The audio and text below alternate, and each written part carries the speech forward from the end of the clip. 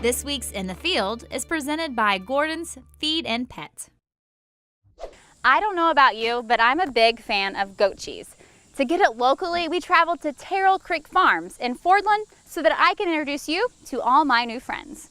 My name is Leslie Million, and we are here at Terrell Creek Farm. We lived in Springfield for several years, raised our children there. We went camping and canoeing, hiking a lot, just loved being outside. So we moved out here, purchased the land in 2006, and we'd always gardened, always had a big garden in town. And we just wanted to be a little more self-sufficient as far as our food, where our food comes from. So we started, we got some goats and started milking goats, and I had already been purchasing milk and making cheese when we lived in town. We got chickens. And we were driving back and forth to work every day, you know, commuting, and decided that it sure would be nice to not have to do that, to actually work here and for the farm to make money to support itself and maybe even support us. And support them it does. 7 years ago, Terrell Creek went commercial, purchased a few more goats, built a barn, and topped it all off with an industrial kitchen for making cheese. And their herd and business has grown even more over the years. When we were commercial, we started with 12. So we had 12 goats the first year. Still had our jobs in town, driving back and forth and doing this. Next year we milked 24. Year after that we milked 36. Year after that 48. And the past few years we've stayed right around 50. We have Nubians, and they have a lot of butter, fat, and protein in their milk. It's a very rich milk. They're kind of like the Jerseys of the goat world. So our yield is very high. We'll get at least a pound of cheese per gallon of milk. So when we're milking 50 and we're getting a half a gallon, you know, it's a pretty good yield of cheese. From February to December, Leslie said they get about 300 gallons of milk per week, which they quickly turn into chèvre, the soft, tangy, and creamy cheese many are familiar with.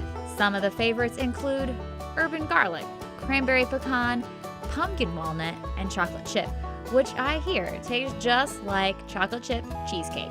So how is all the cheese made? When we make cheese, we will transfer the milk from the bulk tank into the pasteurizer. It's a combination pasteurizer cheese vat. It'll hold 45 gallons of milk at a time. After it's pasteurized, excuse me, we'll cool it down to around 86 to 90 degrees, depending on the type of cheese that we're producing. Then we'll add cultures and enzymes. There's usually a time that we allow it to sit. It's called ripening. So the milk ripens while the culture and the enzyme, you know, does its thing and works on the milk. At that point, we'll add rennet, which is a coagulant.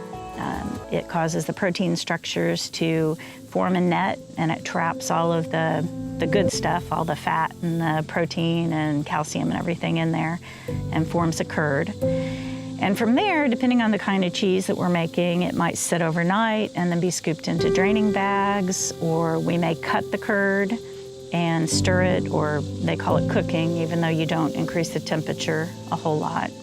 And then it could go into forms to make a hard cheese or a semi-soft cheese, just depending on what we're making.